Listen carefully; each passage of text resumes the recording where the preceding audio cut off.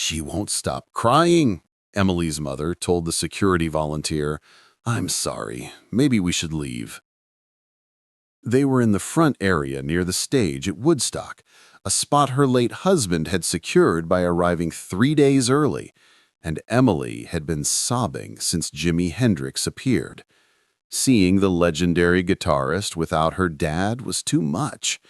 The volunteer nodded sympathetically and started to guide them away from the crowd. That's when Jimi Hendrix stopped playing his guitar. It was August 18th, 1969.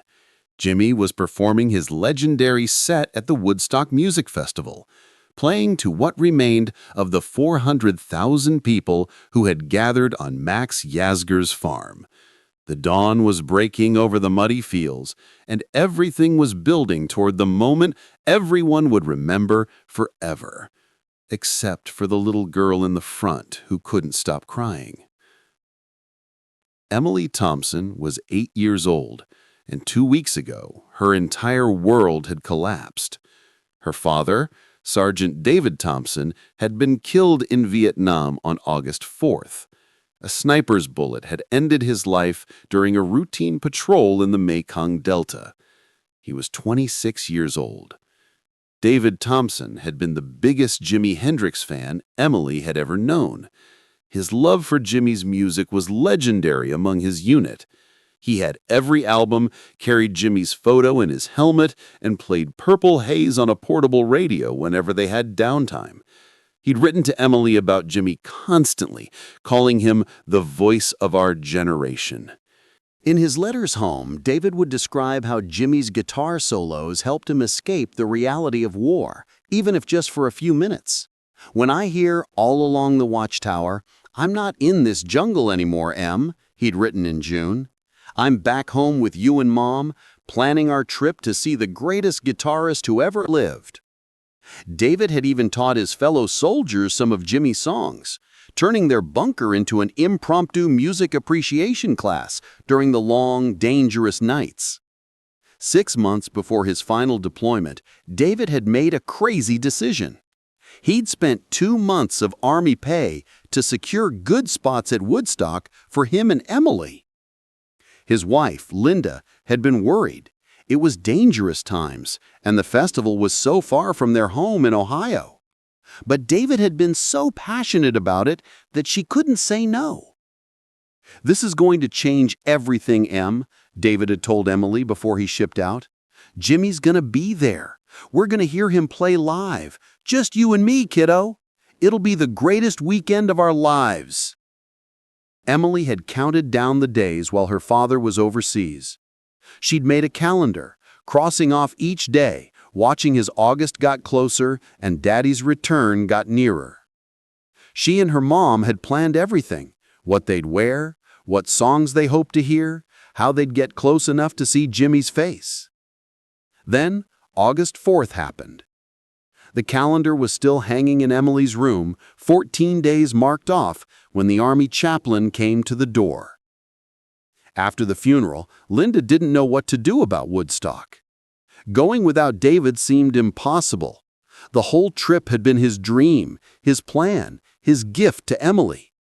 But staying home felt like letting his excitement die with him. Emily made the decision for her. "I want to go, Mom," she said, 3 days before they were supposed to leave. "Dad would want us to go." "Honey, I don't know if that's a good idea. It might be too overwhelming." "I know it'll be hard, but Dad spent all that money. He was so excited. If we don't go, it's like we're killing his dream too. I want to keep it alive." Linda looked at her 8-year-old daughter. This tiny person who'd just lost her father and was somehow braver than any adult she knew, and made a decision. They would go. The morning they left for Woodstock, Emily insisted on wearing her father's army jacket.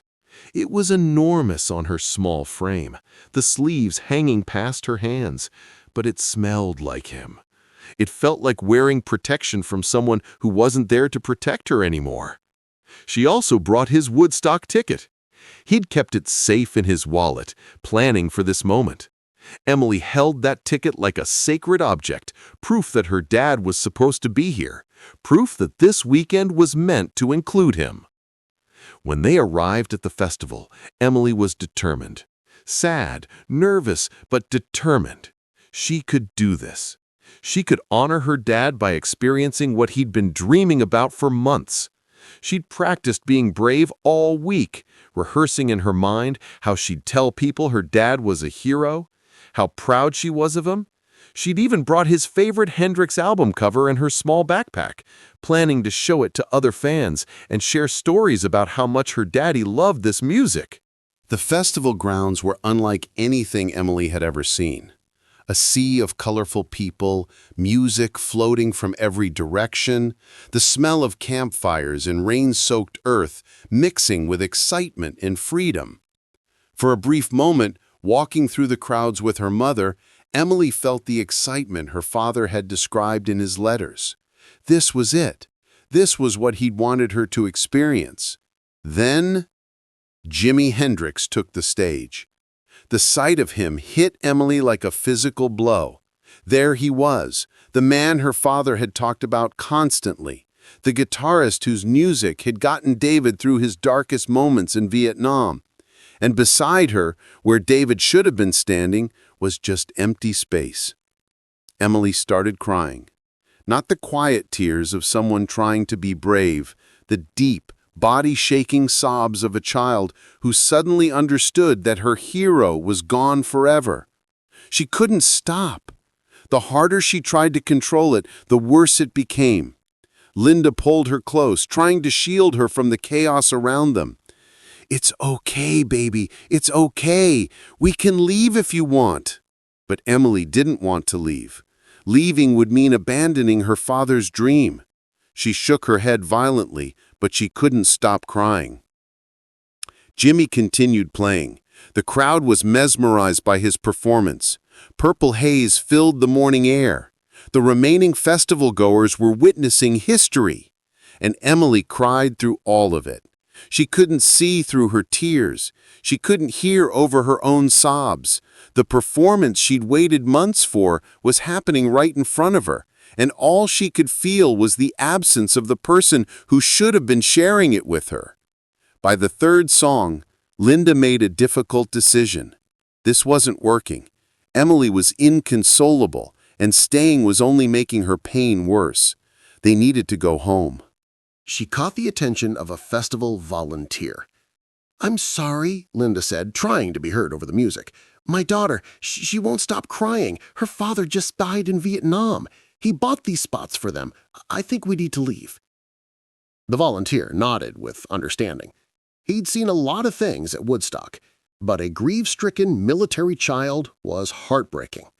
"I understand, ma'am. Let me help you find a way out." He started to guide them away from the front area, toward the edge of the crowd.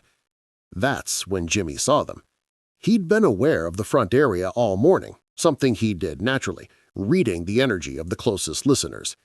He'd noticed the little girl early in his set, noticed she was crying, noticed the oversized army jacket that clearly belonged to someone else.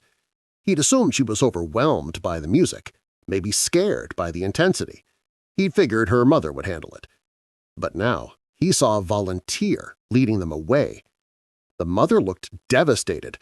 The little girl was still sobbing, clutching something in her hand. A ticket, Jimi realized. And on the back of her oversized army jacket, pinned like a badge, was a small American flag with the words, "For Daddy, Vietnam, 1969. Jimi stopped playing mid-solo. The band looked at him in confusion. Mitch Mitchell's drums faltered. Billy Cox's bass line stumbled. The crowd murmured, unsure what was happening. But Jimi was already moving. He set down his Stratocaster, walked to the edge of the stage, and jumped down into the crowd. Festival security moved toward him, thinking something was wrong, but Jimi waved them off. He walked directly to Emily and her mother. "Wait," Jimi said to the volunteer. "Don't take them away. Not yet." The volunteer stopped, bewildered. Linda stared at Jimi Hendrix, her husband's musical hero, now standing 3 feet away, his bandana damp with sweat. Jimi knelt down to Emily's level. She was still crying, but softer now, shocked into near silence by what was happening. "Hey," Jimi said gently, "what's your name?" Emily," she managed. "Emily, that's beautiful." He pointed to the flag on her jacket. "For Daddy, Vietnam 1969. What does that mean?" Emily's lip trembled. "My daddy died in Vietnam 2 weeks ago. He was supposed to be here with me. He loved your music so much." Jimi felt something break inside his chest. He looked at Linda, who nodded through her tears. "He played your songs every day. He said you understood things. He said your music helped him not be scared." Jimi was quiet for a long moment. Then he said, "Your daddy sounds like a hero." Emily almost smiled. Almost. "Listen to me, Emily," Jimi said softly. "I know you're hurting. I know this isn't how today was supposed to be. But your daddy wanted you to have this experience. He spent his army pay because he wanted you to hear something beautiful. And if we let you walk away crying, his gift to you doesn't get unwrapped." Emily stared at him. "So here's what I'm thinking," Jimi continued. "I'm going to bring you up on that stage, and I'm going to play a song for your daddy, and we're going to make sure that wherever he is right now, he knows his little girl is okay, and that his sacrifice mattered. How does that sound?" Emily looked at her mother. Linda nodded, unable to speak. "Okay," Emily whispered. Jimi picked her up, this tiny girl in an oversized army jacket, clutching her dead father's ticket, and carried her toward the stage. The crowd, which had been confused by the interruption, began to understand something extraordinary was happening. A wave of recognition built as Jimi climbed back on stage with the child in his arms. He set Emily down gently on an amp near his microphone stand, where she could see everything. Then he stepped to the microphone. "Ladies and gentlemen," Jimi said, his voice thick with emotion, "I want to introduce you to someone special. This is Emily. She's 8 years old. Her daddy was supposed to be here with her today. He secured this spot months ago, but her daddy was killed in Vietnam 2 weeks ago. He never got to keep his promise to bring her to Woodstock." The enormous crowd went completely silent. Hundreds of thousands of people, absolutely still. Emily's daddy loved music. He loved what we're doing here. And Emily loves it too. So we're going to do something right now. We're going to play a song for Emily's daddy, and for all the fathers and mothers and brothers and sisters who can't be here because they're serving our country or because they've given everything for it. Jimi picked up his Stratocaster and looked over at Mitch and Billy. They understood immediately. He adjusted his amp settings and began the opening notes of the Star-Spangled Banner. But this wasn't the version anyone expected. As Jimi played, he wove in sounds of helicopters, explosions, machine gun fire, the soundtrack of Vietnam that Emily's father had lived with every day. Then slowly, beautifully, he brought it back to something peaceful, something hopeful. As the notes soared over the festival, Jimi walked over and sat next to Emily. He continued playing while sitting beside her. This stranger with wild hair and gentle eyes, who had somehow become exactly what she needed. "Your daddy can hear this," Jimi whispered between phrases. "I promise, he's listening." Emily cried. But they were different tears now, not hopeless tears, healing tears. By the time the song ended, there wasn't a dry eye at Woodstock. Hundreds of thousands of people had just witnessed something that transcended music. They'd witnessed love and loss and a moment of human connection that none of them would ever forget. Jimi helped Emily down from the stage and back to her mother. Before they parted, Emily did something that surprised everyone. She unpinned the small flag from her jacket and handed it to Jimi. "For you," she whispered, "so you remember."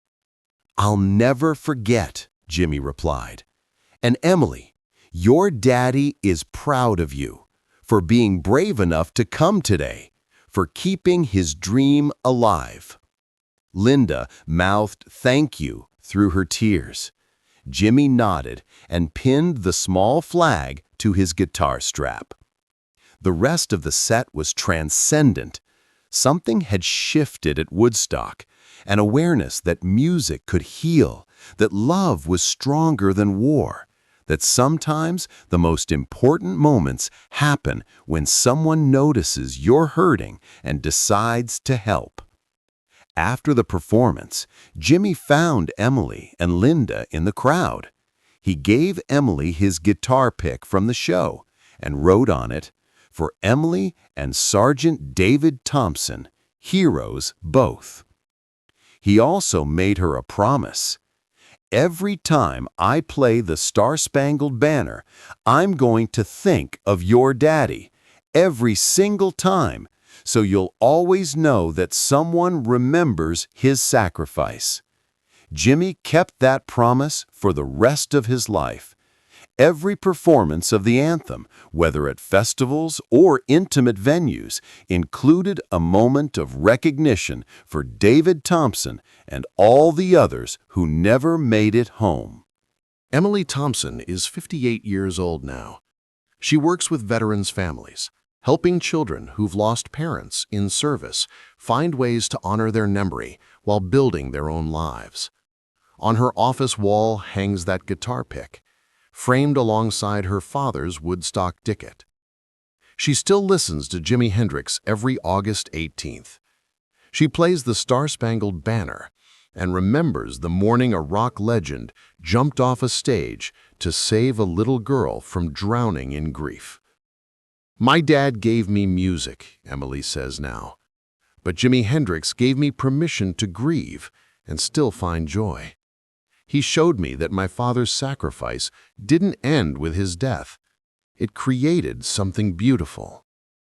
In 2019, Emily's grandson, named David after the grandfather he never met, turned 8 years old. For his birthday, Emily told him the story of Woodstock and played him Jimi's version of the Star-Spangled Banner. "Great-grandpa David would have loved this," young David said. "He did love it, and so did Jimi Hendrix. That's why it still matters." That's what happens when someone notices you're hurting and decides to help. You don't just change one moment, you change a lifetime. If this story moved you, share it with someone who needs to know that even in our darkest moments, someone might see us and reach out. Have you ever experienced unexpected kindness when you needed it most? Share your story in the comments and subscribe for more true stories about the moments when musicians became healers.